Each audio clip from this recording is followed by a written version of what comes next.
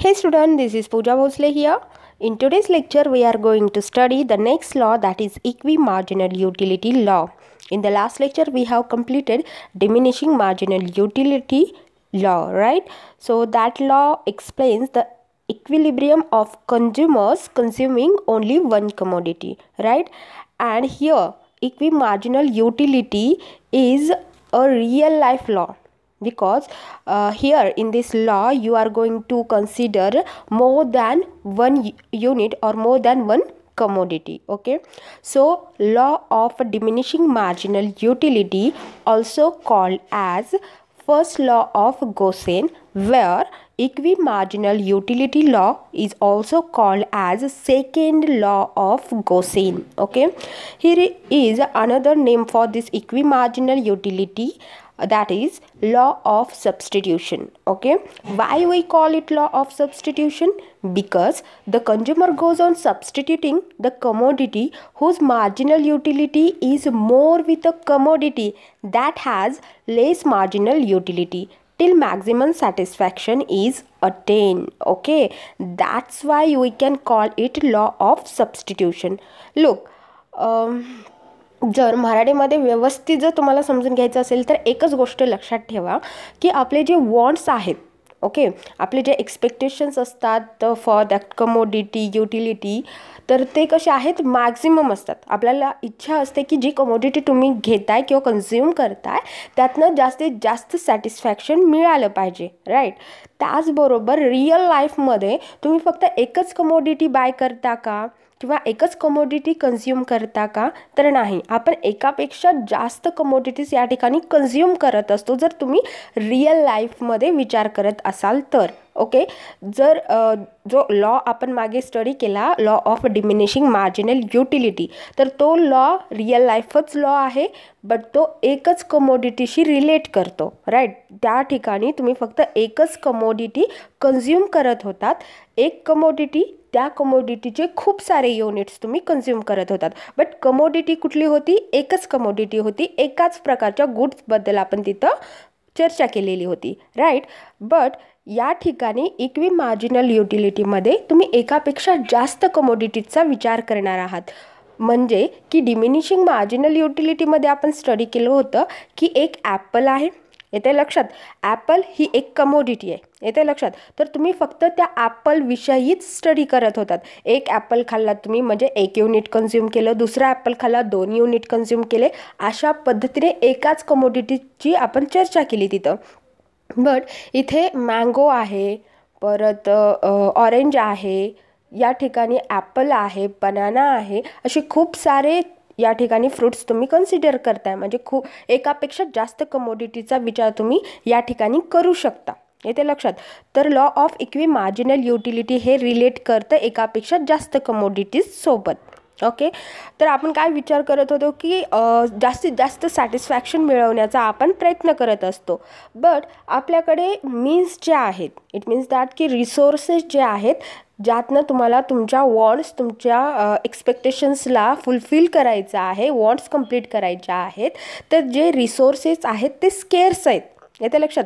स्केअरसिटी असणार आहे त्या ठिकाणी. जे रिसोर्सेस आहेत, मीन्स आहेत, ते लिमिटेड आहेत, आणि जे लिमिटेड रिसोर्सेस तुमच्याकडे असणार आहेत त्याच रिसोर्सेसमध्ये तुम्हाला या कमोडिटीज मिळवायच्या आहेत, कन्झ्युम करायच्या आहेत. त्याचबरोबर त्या कमोडिटीमधनं तुम्हाला जास्तीत जास्त सॅटिस्फॅक्शन मिळवण्याचा प्रयत्न करायचा आहे, येते लक्षात. आपल्याकडे 10 रुपये असतील, आपल्याला कमोडिटी खरेदी करायची आहे आणि ते कन्झ्युम करून त्यातनं जास्तीत जास्त सॅटिस्फॅक्शन मिळवायचं आहे, येते लक्षात. तर हे तुमचं एम आहे. सध्या तुमच्याकडे फक्त 10 रुपये आहेत आणि तुम्हाला जास्तीत जास्त सॅटिस्फॅक्शन मिळवायचं आहे. बाजारात गेलात तुम्ही, काय केलं, कन्सिडर करायचं आहे फक्त तुम्हाला. ओके, या ठिकाणी पैसे आणि कमोडिटीची किंमत याचा काही संबंध नसेल, फक्त तुम्हाला कन्सिडर करायचं आहे की अशा पद्धतीचं आहे जेणेकरून तुम्हाला अंडरस्टँड करायला सोपं जावं. ओके, एक कॅन्डी आहे असं समजा, फॉर एक्झाम्पल की तुमच्याकडे खूप सारे चॉकलेट्स आहेत. तुमच्याकडे आहे इक्लेस एक चॉकलेट आहे असं समजा, आणि दुसरं आहे या ठिकाणी आपण कन्सिडर करू ओके. अँड सेकंड वन आहे या ठिकाणी mango bite, right. Mango bite and eclairs. तर इक्लस अँड मँगो बाईट हे दोन पद्धतीचे चॉकलेट तुमच्याकडे आहेत या ठिकाणी. तर तुम्ही बाजारामध्ये गेलात, तुम्ही इक्लससाठी तुमच्या 10 रुपयेमधला 1 रुपया दिला आणि एक इक्लेसचं चॉकलेट घेतलं, त्या ठिकाणी कन्झ्युम केलं. परत तुम्हाला त्या ठिकाणी समाधान जास्त मिळाले नाही, तुम्हाला आणखीन खाण्याची इच्छा होती, पोट नाही भरलेलं तुमचं. एका इक्लेसमधनं तुम्हाला काही युटिलिटी मिळाली. फॉर एक्झाम्पल तुम्हाला 10 इतकी युटिलिटी मिळाली पहिल्या एका इक्लेसमधनं.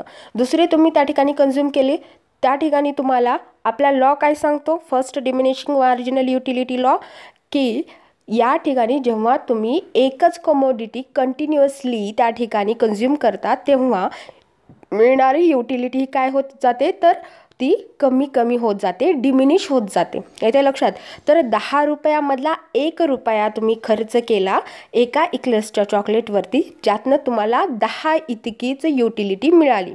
तुम्ही त्या ठिकाणी काय केलं, आता 9 रुपयामधला आणखीन 1 रुपया त्या ठिकाणी स्पेंड केला आणि आणखी एक इक्लेस चॉकलेट घेतलं, कन्झ्युम केलं, त्यातनं तुम्हाला किती मिळाली, 9 इतकी युटिलिटी मिळाली. कारण लॉ सांगतो आपला डिमिनिश होत जाते, म्हणून 9 इतकी मिळाली. पहिल्यांदा 10 मिळाली, परत 9 मिळाली. परत आणखी एक तुम्ही चॉकलेट खरेदी केलं, 8 रुपयामधला आणखीन 1 रुपया तुम्ही तिथं खर्च केला. आता 7 रुपये आहेत तुमच्याकडे आणि तुम्ही त्या ठिकाणी तिसरं इक्लेसचं चॉकलेट कन्झ्युम केलं. युटिलिटी पहिल्यामधनं तुम्हाला 10 मिळाली, दुसऱ्यातनं 9 मिळाली, आता तिसऱ्यातनं तुम्हाला त्या ठिकाणी 7 इतकीच मिळाली. कन्सिडर करा, इतकीच मिळाली. डिमिनिश होत जाणार आहे, हे तर फिक्स आहे, कारण लॉ तेच सांगतो, त्यामुळे डिमिनिश होत गेली. बट परत काय केलं तुम्ही, या ठिकाणी तुमच्याकडे 7 रुपये होते, त्यातला 7 रुपयामधला आणखी 1 रुपया तुम्ही इक्लेसवरती खर्च केला. आता तुम्ही चौथं इक्लेस चॉकलेट खाताय, तर त्यातनं तुम्हाला आणखीन युटिलिटी कमी मिळेल. या ठिकाणी तुम्हाला 6 इतकी युटिलिटी मिळाली. फर्स्ट तुम्हाला 10 युटिलिटी मिळाली, नंतर 9 मिळाली, नंतर 7 मिळाली, आता 6 मिळाली. ओके. त्यानंतर कन्सिडर करायचं आहे तुम्हाला की या ठिकाणी तुम्ही 4 रुपये इक्लेसवरती खर्च केले, येत आहे लक्षात. त्यानंतर तुम्हाला युटिलिटी 6 इतकी मिळाली. परत तुम्ही काय केला, विचार केला की आणखीन 1000 रुपया खर्च करू, आणखीन युटिलिटी मिळेल, त्यामुळे तुम्ही आणखी 1 रुपया खर्च केला इक्लेसवरती. या ठिकाणी तुमच्याकडे आता 5 रुपये उरलेले आहेत. तुम्ही पूर्ण 5 रुपये खर्च केले इक्लेसवरती, आणखी 5वा इक्लेस चॉकलेट घेतला आणि ते कन्झ्युम केल्यानंतर तुम्हाला युटिलिटी मिळालेली आहे या ठिकाणी 5 इतकी. येते लक्षात. या ठिकाणी तुम्हाला इतकीच युटिलिटी मिळाली.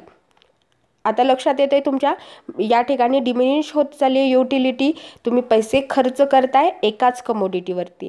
बट या ठिकाणी आणखी एक चॉकलेट घेण्याची माझी इच्छा आहे, येते लक्षात. आता माझ्याकडे 5 रुपये आहेत, 5 रुपयामधला 1 रुपया परत मी चॉकलेटवरती खर्च करणार आहे आणि आणखीन युटिलिटी मिळवणार आहे. बट माझ्या असं लक्षात आलं की इक्लेस खाऊन आता कंटाळा आला आहे, यातनं मिळणारी युटिलिटी खूपच कमी होत चालली आहे. 10पासून आता ही 5पर्यंत आली आहे, येते लक्षात. 10पासून आता ही 5पर्यंत आली आहे, यातनं मला काय आणखीन युटिलिटी जास्त मिळण्याचे चान्सेस दिसत नाहीत. परत काय झालं की मी काय केलं, मग मँगो बाईट खरेदी केलं. 1 रुपयाचा मँगो बाईट होता, म्हणून मी एक मँगो बाईट खरेदी केला त्या ठिकाणी आणि ते कन्झ्युम केलं. त्यातनं मिळणारी युटिलिटी मला या ठिकाणी मिळाली 7 इतकी. इथे लक्षात किती मिळाली मला युटिलिटी, 7 युटिलिटी मला एका मँगो बाईटमधनं मिळाली. तर मी परत तो जो 1 रुपया होता, 5 रुपयामधला 1 रुपया, तर मी तो इक्लेसवरती खर्च करण्याचा विचार करेन का आता, तर नाही, मी मँगो बाईटवरतीच खर्च करेन. म्हणजे माझा जो 5 रुपयामधला 1 रुपया होता तो कुठे गेला, मँगो बाईटवर. त्यानंतर मी काय केलं की आणखी 1 रुपया, आता 4 रुपये आहेत माझ्याकडं, मला माझे पूर्ण इन्कम खर्च करून त्यातनं मॅक्झिमम सॅटिस्फॅक्शन मिळवायचे. हे ते लक्षात. तुमच्याकडे जे लिमिटेड सोर्स आहे तो पूर्ण तुम्हाला या ठिकाणी स्पेंड करायचा आहे, यावरती तुम्ही विचार करताय. तुम्हाला कुठले पैसे त्यातनं वाचवायचे आहेत हे नाही आहे. ओके. तुम्हाला पूर्ण पैसे स्पेंड करायचे आहेत आणि कन्झम्पशन त्यातनं करायचं आहे, मॅक्झिमम सॅटिस्फॅक्शन मिळवायचं आहे. तर तुम्ही या ठिकाणी काय केलं, तर 1 रुपया खर्च केला आणि तुम्हाला त्या ठिकाणी किती 7 इतकी युटिलिटी मिळाली होती एका मँगो बाईटमधनं. मी माझ्याकडे 4 रुपयामधला आणखी 1 रुपया खर्च केला, कशावरती, मँगो बाईटवरती खर्च केला. ओके. त्यातनं मला पहिल्यांदा किती मिळाली होती युटिलिटी या ठिकाणी, 7 मिळाली होती, तर मला परत दुसरा रुपया मी त्याच्यावरती खर्च केला तर मला त्यातनं मिळाली 6 इतकी युटिलिटी. तिसरा रुपया मी मायगोबाईटवरती खर्च केला, त्यातनं मिळाली मला 5 युटिलिटी. येते लक्षात तुम्हाला? अशा पद्धतीने युटिलिटी या ठिकाणी सुद्धा डिमिनिश होत जाईल, बिकॉज आपल्याला तेच सांगतो एकाच कमोडिटीवरती तुम्ही खर्च करत असाल तर त्यातनं मिळणारी युटिलिटी डिमिनिश होत जाते. येते लक्षात? तर ती देखील डिमिनिश होत जाईल. बट या ठिकाणी तुम्हाला लक्षात काय ठेवायचं आहे, इक्वी मार्जिनल युटिलिटी आपल्याला काय सांगते, तर इक्वी मार्जिनल युटिलिटी आपल्याला सांगते की तुम्ही 2 कमोडिटी खरेदी करताना किंवा 2 कमोडिटी कंझ्युम करताना अशा पद्धतीने कमोडिटी कंझ्युम करा जेणेकरून दोन्हीमधनं मिळणारं जे काही युटिलिटी आहे ते इक्वल असेल, फक्त आणि फक्त मार्जिनल युटिलिटीचा विचार करता. येते लक्षात? टोटल युटिलिटीचा विचार नाही करायचा आहे तुम्हाला, मार्जिनल युटिलिटी इक्वल असली पाहिजे. काय असली पाहिजे? मार्जिनल युटिलिटी म्हणजे की शेवटचा पैसा खर्च करताना, शेवटचा पैसा म्हणजे तुमच्याकडे 10 रुपयामधला शेवटचा 1 रुपया खर्च करेपर्यंत जेव्हा तुम्ही एक्सवरती किंवा वायवरती, म्हणजेच की जेव्हा तुम्ही या ठिकाणी इक्लर्सवरती शेवटचा रुपया खर्च करत आहात आणि शेवटचा रुपया तुम्ही ह्याच्यावरती खर्च करता मँगोबाईटवरती, तर दोन्हीवरती शेवटी जे रुपये तुम्ही खर्च केलेत त्यातनं मिळालेली युटिलिटी ही इक्वल असली पाहिजे. जर तुम्हाला या ठिकाणी बाईट खरेदी केल्यानंतर 5 इतकी युटिलिटी मिळत असेल शेवटचा रुपया, ओके, त्याचबरोबर या ठिकाणी इक्लर्सवरती शेवटचा 1 रुपया खर्च करताना 5 इतकीच युटिलिटी असली पाहिजे आणि या 2 पॉईंटवरती तुम्हाला काय करायचं आहे, तर तुमचे पैसे खर्च करायचे आहेत. ओके, असे खूप सारे कॉम्बिनेशन्स तुम्हाला मिळतील जिथे की दोन्हीमधली युटिलिटी सेम आहे, बट आपल्याला तेच कॉम्बिनेशन चूज करावं लागेल ज्या ठिकाणी आपला पैसा हा पूर्णपणे खर्च होतोय. येते लक्षात? कमीही नाही आणि जास्तही नाही, तेवढाच पैसा खर्च करायचा आहे, जास्तीत जास्त युटिलिटी मिळवायची आहे. बट जास्तीत जास्त सॅटिस्फॅक्शन किंवा युटिलिटी मिळवण्यासाठी एकच रूल आहे इम्पॉर्टंट, तो म्हणजे की दोन्हीही कमोडिटीमधला मार्जिनल युटिलिटी जी असेल, शेवटचा युनिट खर्च केल्यानंतर मिळालेली जी कन्झम्पशन किंवा युटिलिटी जी आहे तुमची, या ठिकाणी जे सॅटिस्फॅक्शन आहे ते इक्वल असलं पाहिजे. म्हणजे की मँगोमधनं मिळालेली मार्जिनल युटिलिटी अँड या ठिकाणी आपल्या मँगोबाईटमधनं मिळालेली युटिलिटी आणि इक्लर्समधनं मिळालेली मार्जिनल युटिलिटी इक्वल असणं गरजेचं आहे. तर ह्या गोष्टी आपण या ठिकाणी एक्झाम्पल थ्रू समजून घेणार आहोत. हे झालं एक नॉर्मल, मी एक तुम्हाला बेस म्हणून सांगितलं या गोष्टी. तुम्हाला या गोष्टी जर व्यवस्थित नाही समजल्या तरीसुद्धा आपण बाय एक्झाम्पल व्यवस्थित विथ डायग्राम या गोष्टी स्टडी करणार आहोत. तर तुम्हाला फक्त या ठिकाणी एकच गोष्ट लक्षात ठेवायची आहे, ती म्हणजे की कॉन्सन्ट्रेशननी प्रत्येक एक्झाम्पल समजून घ्यायचं आहे. जर तुम्हाला या सगळ्या गोष्टी कन्फ्यूज वाटत असतील, येते लक्षात की कुठली कमोडिटीवरती काय खर्च करतो आहोत आपण, काय करतो आहोत, काय युटिलिटी मिळवतो आहोत, मार्जिनल युटिलिटी काय चालू आहे, हे सगळं समजत नसेल तर तुम्ही पहिल्यांदा जाऊन मार्जिनल युटिलिटी म्हणजे काय हे स्टडी करा. येते लक्षात? जोपर्यंत तुमच्या डोक्यामध्ये मार्जिनल युटिलिटी कम्प्लिटली बसणार नाही तोपर्यंत या सगळ्या उदाहरणांचा काही उपयोग नाही. टोटल युटिलिटी काय असते आणि मार्जिनल युटिलिटी काय असते हे आपल्या पहिल्या लेक्चरमध्ये आपण स्टडी केले. तर अगोदर जा आणि ते व्यवस्थित स्टडी करा अँड देन इथं या. ओके, कारण लॉ समजणं पॉसिबल नाही जोपर्यंत तुमच्या बेसिक कॉन्सेप्ट क्लिअर असणार नाही. ओके, तर आपण आज पाहणार आहोत law of equi marginal utility in detail. Diagram आहे या ठिकाणी, परत स्कॅज्युअल आहे. तर या दोन्हींच्या हेल्पनी आपण या लॉची स्टडी करणार आहोत.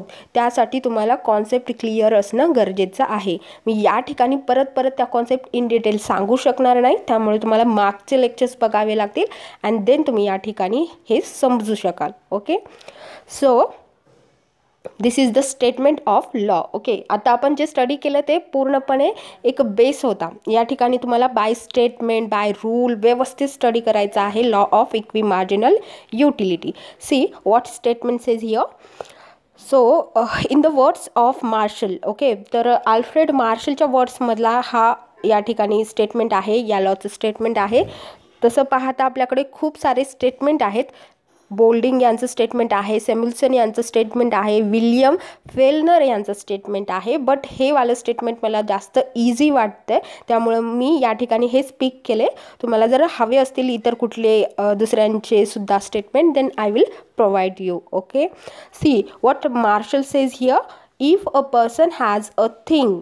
ओके, हॅज अ थिंग या ठिकाणी आपण इन्कम केलेला आहे. If a person has a thing which can be put to several uses. Okay, एकाच गोष्टीचे खूप सारे युजेस आहेत आणि तुम्हाला ती गोष्ट या ठिकाणी प्रत्येक यूजमध्ये अप्लाय करायची आहे, पुट करायची आहे. He will distribute it among these uses in such a way. Okay, तर तो व्यक्ती ज्याच्याकडे ती थिंग आहे आणि वेगवेगळ्या युजेसमध्ये तो डिस्ट्रीब्यूट करू शकतो, तर तो अशा पद्धतीने डिस्ट्रीब्यूट करेल that it has the same marginal utility in all. Okay, तो अशा पद्धतीने ती गोष्ट प्रत्येकात डिस्ट्रीब्यूट करेल जेणेकरून प्रत्येक कमोडिटी किंवा प्रत्येक यूजमधनं त्याला सेम सॅटिस्फॅक्शन मिळेल. ओके, सॅटिस्फॅक्शन मार्जिनल युटिलिटी म्हणजे शेवटचा थिंग किंवा शेवटचा युनिट ऑफ दॅट थिंग, तर त्यातनं मिळणारी युटिलिटी ही सेम असली पाहिजे, तरच मॅक्झिमम सॅटिस्फॅक्शन मिळेल.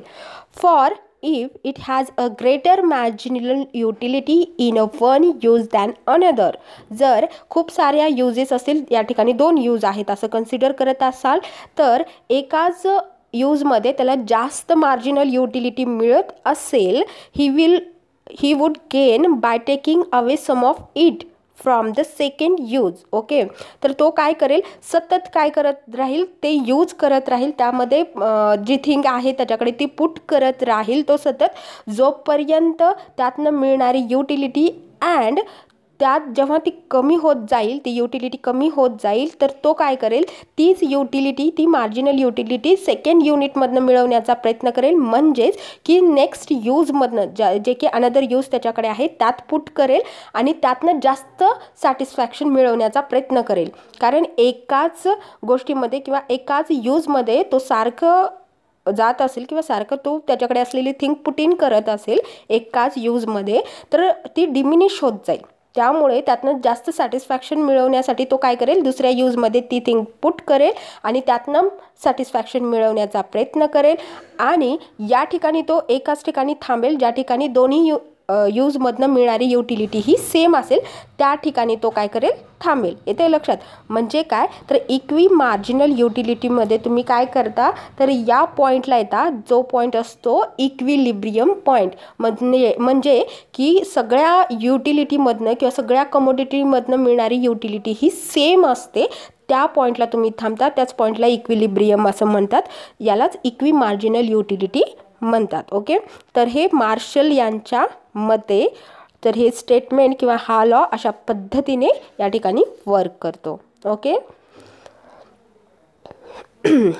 So let's see assumptions. Okay, तर अझम्पशन्स कुठले कुठले आहेत पहा, की आपण लॉ तरी स्टडी केलेला आहे, लॉ कशा पद्धतीने वर्क करतो तेही आपल्याला आता कळलेलं आहे. बट काही अझम्पशन्स मी या ठिकाणी कन्सिडर केलेले आहेत. येते लक्षात. लॉ जेव्हा तुम्ही अप्लाय करत असता त्या ठिकाणी काही अझम्पशन्स असतात, काही गृहीतके आपण त्या ठिकाणी गृहीत धरलेले असतात. तर ते गृहीतके काय असतात हे आपल्याला या ठिकाणी पाहावं लागेल. तुम्ही जर हे गृहीतके या ठिकाणी गृहीत धरलेले नसतील तर तुमचा लॉ अप्लाय करणं पॉसिबल नाही. आतापर्यंत आपण लॉ ऑफ डिमांड स्टडी केलेला आहे, त्या ठिकाणी देखील काही अझम्पशन्स होते. तर अझम्पशन्स असणं गरजेचं असतं आणि अझम करणं पण या ठिकाणी गरजेचं आहे. तर मी काय अझ्युम केलेलं आहे पहा, जे लॉ मी या ठिकाणी तुम्हाला सांगितला तो लॉ एका पर्सनबद्दल होता, राईट. म्हणजे एक XYZ पर्सन आहे आणि तो कन्झ्युम करते, मी असं कन्सिडर केलं. बट जो पर्सन मी या ठिकाणी कन्सिडर केलेला आहे तो पर्सन हा रॅशनल कंझ्युमर आहे. कसा आहे, रॅशनल कन्झ्युमर. ओके, का, कारण तो रॅशनल असणं म्हणजे काय, की त्याला चांगलं वाईट कळतं, जास्तीत जास्त सॅटिस्फॅक्शन मिळवण्याचा तो प्रयत्न करतोय, म्हणजे तो रॅशनल कन्झ्युमर आहे. येते लक्षात. तो असं नाही विचार करत आहे की असलेल्या कमोडिटीमधनं कितीही सॅटिस्फॅक्शन मिळालं तरी ठीक आहे. ओके, असं नाही आहे त्याचं. म्हणजे की rational consumer it means that की त्याला जज करता येते, जजिंग कॅपॅसिटी आहे, तो मेंटल नाही आहे. ओके, म्हणजे कन्झ्युमर रॅशनल आहे असं मी कन्सिडर केलं आहे, जो कोणी कन्झम्पशन करतो आहे तो. ओके, तर हे माझं अझम्पशन आहे. Second, cardinal approach. ऑफकोर्स आपण या ठिकाणी जो अप्रोच पाहतो आहे तो अप्रोच कुठला आहे? कार्डिनल अप्रोच आहे. ओके, तर तुम्हाला cardinal approach and ordinal approach या दोन्हीमधला फरक मी डिटेलमध्ये सांगितलेला आहे. सो हे अजून या ठिकाणी मी ऑफकोर्स करणार आहे. Then third one is perfect knowledge of utilities. जो पर्सन आहे, जो कन्झम्पशन करतो आहे, त्याच्याकडे युटिलिटीचं परफेक्ट नॉलेज आहे. त्याला युटिलिटीज कळतात, कशातनं किती युटिलिटी मला मिळते आहे हे कळतं त्याला, याचं परफेक्ट नॉलेज आहे असं मी अझम केलेलं आहे. Then next one is prices of the goods. Okay, so prices of the goods, जोपर्यंत तो कन्झम्पशन करतो आहे, म्हणजे x commodity and y commodity असेल तर त्याचे खूप सारे युनिट्स तो कन्झ्युम करत आहे आणि पूर्ण युनिट कन्झ्युम करेपर्यंत त्या गुड्सची प्राइस जी आहे ती बदलत नाही. म्हणजे प्राइसेस ह्या त्याच आहेत शेवटपर्यंत, असं मी या ठिकाणी अझम केलेलं आहे. कारण जर प्राइसेस वाढल्या तर माझ्याकडे असलेले इन्कमच्या बाहेर जाईल ती गोष्ट. येते लक्षात? माझ्याकडे 10 रुपयेच होते आणि 10 रुपयामध्ये मला ते युटिलिटी खरेदी करायची, ती कमोडिटी खरेदी करायची होती. जर त्याचे प्राइसेस कमी जास्त झाले then it is not possible. Okay, तो लॉ अप्लाय करणं पॉसिबल नाही. Then income of the consumer. जर माझ्याकडे 10 रुपयेच आहेत तर मी त्या 10 रुपयाच्याच हिसाबाने त्या ठिकाणी लॉची स्टडी करू शकते. जर माझं इन्कम वाढलं, 10 रुपये होतं, माझ्याकडे 15 रुपये झालेला आहे, तर मी आणखीन युटिलिटी खरेदी करू शकते कमोडिटीमधली. ओके, म्हणजे मी एक्स आणि वाय ह्या दोन खरेदी करत असताना मी जास्तीत जास्त खरेदी करेन. कारण आता माझ्याकडे 10 रुपये होते, त्यातनं मला युटिलिटी जास्त मिळवायची होती. आता 15 रुपये आहेत तर मी काय करेन? इक्लेअर्स प्रेफर करेन आरामात. मला काहीच प्रॉब्लेम नाही इक्लेअर्स खरेदी करण्यासाठी, कारण मी जास्तीत जास्त इक्लेअर्स खरेदी करेन. कमी युटिलिटी मिळाली तरीसुद्धा मला प्रॉब्लेम नाही. येते लक्षात? मी दोन्ही खरेदी करत राहीन, कारण मला आता कन्झम्पशन त्यातनं करत कितीही युटिलिटी मिळवू शकते, कारण आता इन्कम जास्त आहे. कमी इन्कममध्ये मला ॲडजस्ट करण्याची गरज नाही. Now see the next one, that is marginal utility of money. Marginal utility of money it means that की जी आपल्याकडे जेवढा पैसा आहे त्याची जी युटिलिटी होती ती इक्वल असली पाहिजे, कॉन्स्टंट असली पाहिजे ॲट द एंड. पहा, the marginal utility of money is the increase in total utility of money resulting from the consumption of the marginal unit of money. Right? जर एक्झाम्पल घ्यायचं असेल तर पहा, the rich tend to be spend money lavishly on goods or services because of huge money. Okay, म्हणजे त्याच्याकडं खूप सारा पैसा आहे त्यामुळे त्याला विचार करण्याची गरज नाही. तो किती पैसा किती पैसा स्पेंड करून त्या ठिकाणी आरामात युटिलिटी मिळवू शकतो आणि त्याच्यासाठी जी युटिलिटी आहे पैशाची ती कमी असणार आहे. येते लक्षात? कारण त्याच्याकडे खूप सारा पैसा आहे त्यामुळे त्याला प्रॉब्लेम नाही. माझ्यासाठी 1 रुपयाची जी किंमत आहे, कारण माझ्याकडे फक्त 10 रुपये, तर 1 रुपयाची किंमत माझ्यासाठी खूप जास्त आहे. ज्याच्याकडे 100 रुपये आहेत त्याच्यासाठी 1 रुपया हा इतका इम्पॉर्टंट असणार नाही. त्यातनं मिळणारी युटिलिटी ही त्याच्यासाठी जास्त असणार नाही जितकी माझ्यासाठी जास्त आहे. माझ्यासाठी 10 रुपये हे माझं फुल इन्कम आहे. माझ्यासाठी 10 रुपये म्हणजे काय आहे तर खूप जास्त युटिलिटी आहे 10 रुपयाची. पण ज्याच्याकडे 100 रुपये आहेत त्याच्यासाठी 10 रुपयाची युटिलिटी काय असणार आहे, जितकी माझ्यासाठी आहे तितकी असणार नाही, ऑफकोर्स असणार नाही. तर या ठिकाणी मार्जिनल युटिलिटी ऑफ मनी सुद्धा मॅटर करता आणि हे अझम करत आहे मी या ठिकाणी. Okay, then wants and goods are substitute. Okay, तर या ठिकाणी कन्सिडर करायचं आहे तुम्हाला की law assumes that to satisfy wants one good can be used in place of another. Okay, it means that to satisfy his thirsty a consumer he may buy water or cool drinks, since most of the times the water and cool drinks are substitutable in place of one another. Okay, म्हणजे wants and goods are substitute. या ठिकाणी काय असले पाहिजे, एकमेकांना substitute असले पाहिजेत आणि आपण अझम करतोय की हे सबस्टिट्यूट आहेतच. ओके, सी हे सगळे काय आहेत, अझम्पशन्स आहेत. तर या ठिकाणी लेक्चर्स खूप जास्त मोठं होईल, त्यासाठी आपण काय करू, हे लेक्चर आपलं डिवाइड करूयात. तर अझम्पशनपर्यंत तुम्ही स्टडी करा. आपण नेक्स्ट लेक्चरमध्ये काय करूयात तर व्यवस्थित हे विथ एक्झाम्पल स्टडी करू. टेबल आहे त्या ठिकाणी व्यवस्थित अँड डायग्रामसुद्धा आहे. तर आपण व्यवस्थित त्या ठिकाणी स्टडी करूया इच अँड एव्हरी पॉईंट.